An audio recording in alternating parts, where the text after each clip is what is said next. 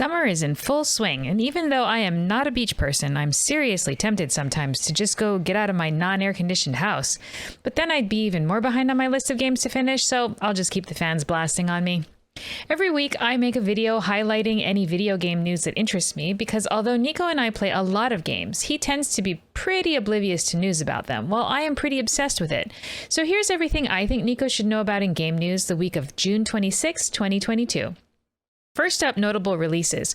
Fall Guys has launched on Xbox, Nintendo Switch, and the Epic Games Store as a free-to-play title with cross-play and cross-progression with existing platforms. Personally, I don't play Fall Guys, but I know everyone else loves it. And while technically not a release, the Steam Summer Sale launched on June 23rd and will run through 10 a.m. Pacific Time on July 7th.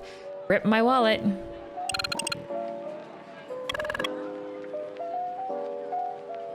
On June 22nd, Nintendo streamed a Nintendo Direct focusing entirely on Monolith Soft's Xenoblade Chronicles 3, releasing on July 29th. It showed off more detailed information about the world, the combat, classes, and the characters. I thoroughly enjoyed the first game, even though I eventually gave up trying to 100% it. I did beat it though. Personally, I can't wait to play this, even though these games tend to be a bit grindy and messy. There's a cool mechanic that allows you to combine two characters into one, and you can control the form and fighting style based on which character is controlling it. The Nintendo Direct also announced an expansion pass that will give players access to new outfits, quests, and more story later on. After watching this, I sure hope we'll have access to the Japanese voices though. Some of the English was quite good, but some was really bad.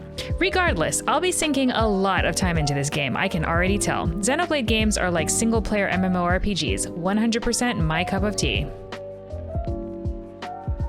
There's a new Taiko no TATSUJIN game coming to the Nintendo Switch. It's called Taiko no TATSUJIN Rhythm Festival and will be releasing on September 23rd. It has 76 songs and both local and online multiplayer. I love this series and can't wait to play this. I should see if I can import one of those drum controllers from Japan.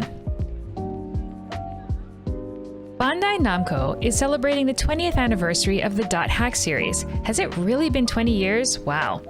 Via a trailer on their YouTube channel, they announced an anniversary book, an art exhibit being held in Japan, the release of various commemorative goods like art books and soundtracks, and a limited time sale of digital publications also in Japan only.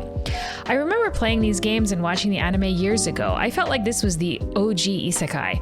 I loved it since I was playing the original EverQuest at the time, and there was nothing like this back then. I am reminded that I still need to buy and play Dot Hack GU Last Recode on the Switch. I would suggest that if you've never played a Dot Hack game, you should, but somehow I don't think the games have aged all that well. I'll let you know once I get through Last Recode. Why does that sound like a Kingdom Hearts title? Anyway, here's hoping that Bandai Namco will jump on the let's announce a new game in this series now that there's an anniversary bandwagon. I'd play it. Speaking of games that I still need to buy and play on my Switch, Xseed Games released a new trailer for Rune Factory 5 to announce that they will be releasing it on PC via Steam on July 13th. I've never actually played a Rune Factory game, but it looks like something I'd enjoy, farming and crafting, but also fighting, like an anime-style Stardew Valley. It's been on my Nintendo wishlist since it released in March earlier this year. I'll likely pick it up on PC now instead of my Switch, more likely to go on sale on that platform, I'm thinking. Redbeat Interactive's survival game Raft is officially out of early access. Version 1.0 officially released on Steam on June 20th. The final chapter trailer shows off several new features and the inclusion of voice acting. Nico and I have been playing this game together on and off since 2018. He used this game as a gentle introduction to the survival genre for me, and now I'm interested in just about every survival game out there that isn't PvP based. If you're into survival games, but you also like to not be constantly freaking out about zombies or whatever, this is perfect. The music is so chill, I highly recommend it. And finally, several websites, including the PlayStation blog and IGN among others, have posted interviews with Naoki Yoshida about Square Enix's upcoming game Final Fantasy XVI. This is easily my most anticipated game of 2023, and with Yoshi P at the helm as producer, along with Masayoshi Soken doing the music and Hiroshi Takai directing, I am truly optimistic about a new Final Fantasy title for the first time since the PlayStation 2 era. We got all kinds of juicy details. First up, the current state of development. Speaking with PlayStation blog, he says that the game is playable from start to finish, but they're still recording voice lines and doing a lot of playtesting for balancing and debugging. Next, those incredible summons, known as icons. He explains that they're like weapons of mass destruction, and each kingdom has one. The cool part is that you'll be able to control these weapons in battles instead of just summoning them and watching them do their thing.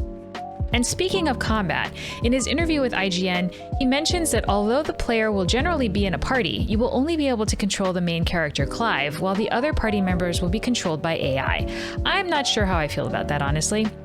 The two other big pieces of info are that the world will not be open world, but instead focus on area-based design, and that they're aiming for an M rating.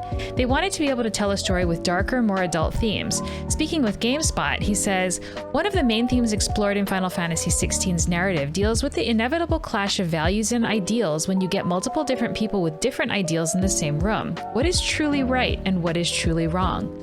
The setting of Final Fantasy XVI involves kingdoms at war, and war and moral ambiguity go hand in hand. I can't wait for this game. It's scheduled to release in summer of 2023. And that's it for game news this week. I keep thinking that I'll have time to play new things when they come out, but then all of a sudden, release dates are upon me and I'm not ready. I hope you join me again next week for more news and adventure. Until then, play lots of games and have an awesome week.